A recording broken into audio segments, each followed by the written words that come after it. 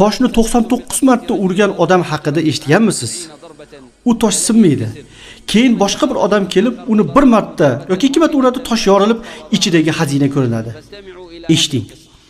Bir ona o'g'lini masjidda jamoat namoziga qat'iy qatnashga undar. Alloh taolo jamoat namozini saqlaganlar uchun tayyorlagan ajr va savob haqida gapirib berar edi. Lekin o'g'li sutkashlik qilar, uni nasihatiga javob bermas edi. Kunlar o'tdi, o'g'li voyaga yetdi va uylandi.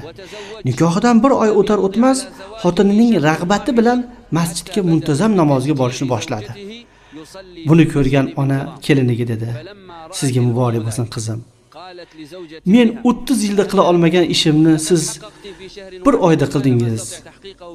O'g'lim muntazam namozga qatnayapti" dedi.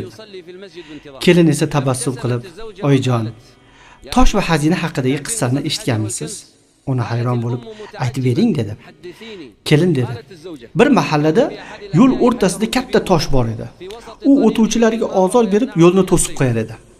Bir kuni mahalla ahlidan bir kishi bu toshni olib tashlayman, odamlarga yengillik yarataman deb belkurakni olib toshni ura boshladi.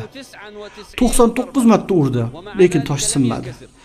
Charchab dam olish uchun o'tirdi. Shu payt boshqa bir kishi kelib, uni mehnatini ko'rib, belkurakni bering deb 1-2 marta uray boshladi. Belkurakni olib 1 marta urdi, tosh parchalandi va ichidan tillaga to'la ko'za topildi. So'ng oxirgi zarbani urgan kishi toshni meni zarbam bilan sindi. Demak, xazina meniki dedi. Birinchi kishi esa yo'q, meni ham ulushim bor. Agar meni 99 zarbam bo'lmaganda tosh sinmas edi dedi.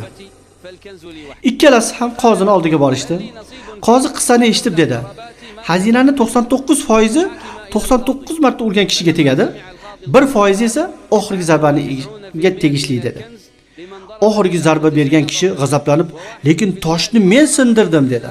Qozi unga dedi: "Agar u kishi sizdan oldin 99 marta urmaganida, sizni zarbangiz bilan tosh sinmas edi." So'ng kelin qaynasiga dedi: "Oyijon, men oxirgi zarbamni urgan odamga o'xshayman, lekin siz 30 yil davomida urgan zarbalaringiz yo'lni tayyorladi. Agar siz sabr qilib, nasihat qilib kelmaganingizda, mening so'zlarim bir oyda ta'sir qilmas edi. Alloh sizga eng yaxshi ajrni bersin." Ona Allohga hamd aytdi va shukr sajdasini qildi.